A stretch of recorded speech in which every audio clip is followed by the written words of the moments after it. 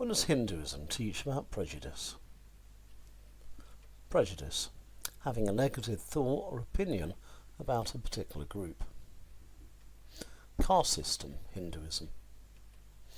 India's caste system is perhaps the world's longest surviving social hierarchy, 2,000 years old. A person is considered a member of the caste into which he or she is born and remains within that caste until death. These differences in status are traditionally justified by the religious doctrine of karma, a belief that one's place in life is determined by one's deeds in a previous lifetimes. The Purusha Sukta Hindu text explains how the different varnas, the castes, were formed from different parts of the body of Purusha, the first cosmic man, and comments on how different parts of the body fulfill different roles for the effective working of society. His mouth became the priest, his arms were made into the warrior, his thighs the people, and from his feet the servants were born. And if we have a look just at the diagram here, we can see the mouth, the Brahmins, the arms, the warriors and kings, the thighs, the business community, traders, etc., and the feet, the Sudras or Kasudras. Now, what we have here at the bottom, of course, is out of caste. It isn't part of this main caste here. So, what is it about this group that meant that it wasn't included here? So let's just have a look. So imagine this is a Brahmin who could represent any of those on the caste system as we see it, those from Purusha. It could be, look, we are all in the caste system, so we must have been good. You are in the untouchable level, so you must have done something wrong and being punished. So in the caste system you can treat us any way you want to because of this, and effectively that's the idea. What kind of things could be happening to the untouchables, or as they call themselves, the Dalits?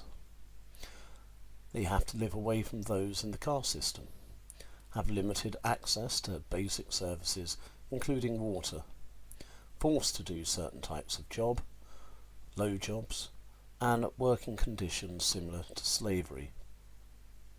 This shouldn't be the case. India banned this practice 70 years ago, and we have another figure which we will be looking at here. Gandhi. Gandhi was one of the greatest political and social leaders in the 20th century. His use of non-violent protests eventually led to his country's independence. That's independence from the British.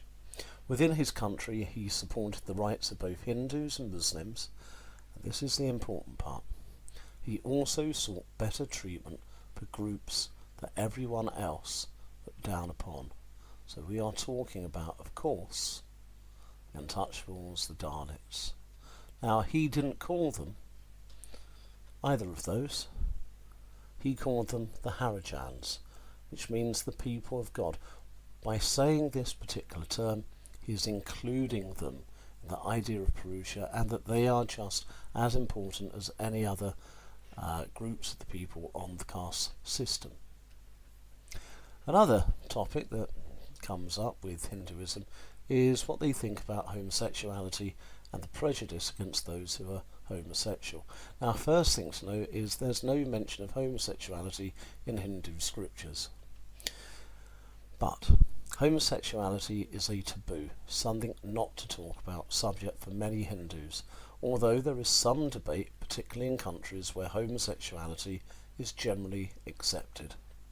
Men and women are believed to have a religious duty in Hinduism to be married and to produce children, so heterosexual, that's man and women, relationships are generally regarded as right and normal way to live. In this country, the Hindu UK Council said homosexual nature is a part of the natural law of God. It should be accepted for what it is, no more and no less. So in the UK, Hindus in the UK from this should be treating all types of couples the same and all types of people the same, free from prejudice. Let's have a look at some of the arguments here. So those who are against homosexuality argue romantic love is only natural between a man and a woman. Since romantic love is only possible between a man and a woman, sex between two men or two women can only be the product of lust, and lust is wrong. The idea that it's all about desire and urges and not about what it's been created for, which is love between two individuals. One of the three functions of marriage is creating children. A homosexual couple cannot procreate and thus cannot be married. So if we swap over to, generally in the UK, Hindus would believe, and many others as well, those who believe homosexuality should be allowed argue. Nowhere in the Hindu sacred texts is romantic love is wrong between people of the same sex, so homosexual relationships should be allowed. Since homosexuals can experience romantic love, homosexual relationships are not all the product of lust.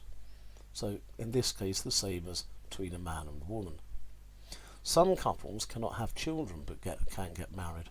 Many couples adopt and fulfill the function of marriage this way instead.